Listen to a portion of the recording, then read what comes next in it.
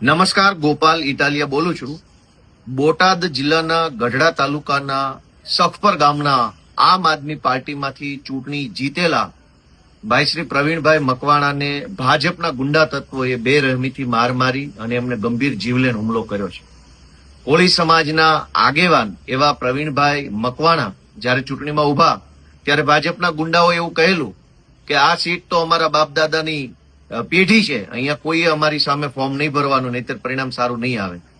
એટલે વર્ષોથી ગુંડા તત્વોએ તાલુકા પંચાયતની સીટ ઉપર પોતાના પરિવારની પેઢી હોય એવી રીતે કબજો જમાવ્યો હતો.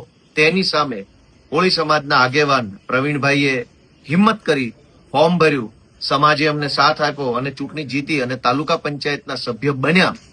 તો આજે એમની ઉપર આ ભાજપના ગુંડાઓએ જીવલેણ હુમલો કર્યો છે. એમના હાથ પગને પણ ખૂબ ગંભીર ઈજા પહોંચી છે, શરીરમાં અન્ય જગ્યાએ ગંભીર ઈજા પહોંચી છે. ત્યારે ગુજરાતભરની જનતાને એટલું જ કહેવાનું કે આ ગુંડાઓને આપણે ક્યાં સુધી સહન કરીશું.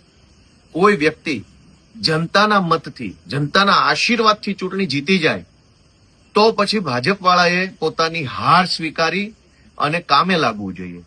પરંતુ હાર સ્વીકારવાના બદલે, હાર પચાવવાના બદલે જીતેલા ઉમેદવાર ઉપર હિંસક હુમલો કરવો એ ગુજરાતની સંસ્કૃતિ નથી.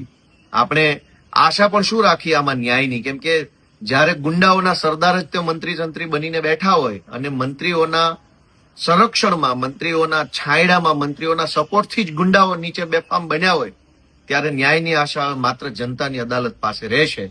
અમારા કોળી સમાજના આગેવાન અને તાલુકા પંચાયતના સભ્ય, ગઢડા તાલુકા પંચાયતના પ્રવીણભાઈને ઈશ્વર જલ્દી સ્વસ્થ કરે એવી પ્રાર્થના અને જનતા પણ જાગૃત બને એવી આશા રાખું છું.